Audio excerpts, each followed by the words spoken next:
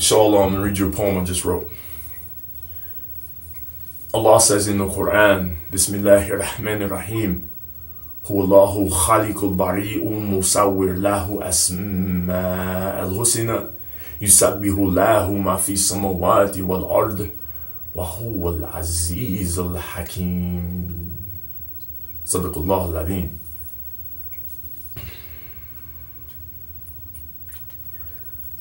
When I say Allahu Akbar, it is not to hearken the arrival of a bullet or a Molotov cocktail.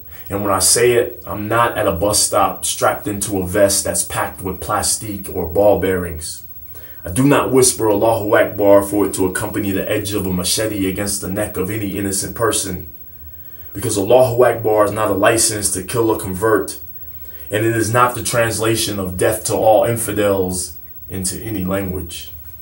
Allahu Akbar is not a preamble to a decapitation or an amputation, and nor is it the mantra of a religious, self-righteous indignation. However, I did say Allahu Akbar when my daughter was born, and I said it right after I cut her cord. And I say it right after that first drink of water when I'm fasting, when Ramadan is in the middle of summer.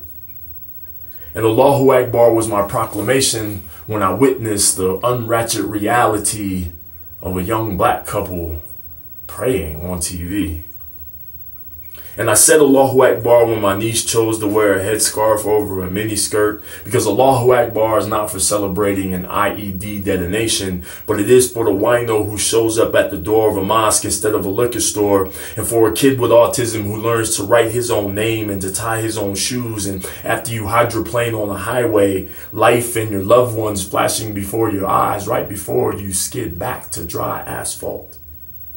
Allahu Akbar is for when it rains in Southern California and snows in San Antonio, for when you make that last payment on your student loan, and for the ex-con who lands a job and finally finds a home. Allahu Akbar doesn't seek the demise or downfall of anyone. And it doesn't gun down atheist cartoonists or oblivious mall shoppers any more than "In God We Trust" is the mantra of Moabs that kill little Afghan girls, or any more than the army wrapped Gideon Bibles in blankets full of smallpox that they gave to the natives, or any more than that tank driver saying to Rachel Corrie Mazel Tov before he drove over her, smashing her body into Palestine. I say Allahu Akbars over 100 times a day.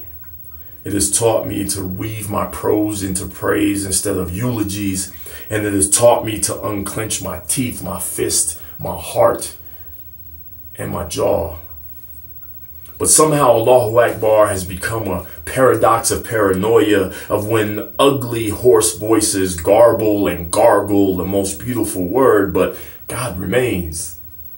And remains greater than everything we can think of or ever endeavor to say, because that is what Allahu Akbar actually means.